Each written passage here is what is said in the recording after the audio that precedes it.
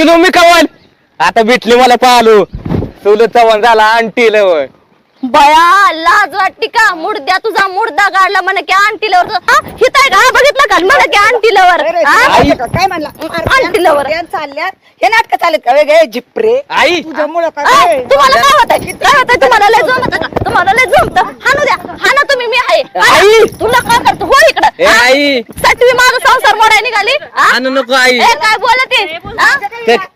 किती केलं तू उद्ध्वस्त गे बस. काय तुम्हाला कसं होतंय तुम्हाला कसं होतंय आणि मग मुर्दा आहे का तर?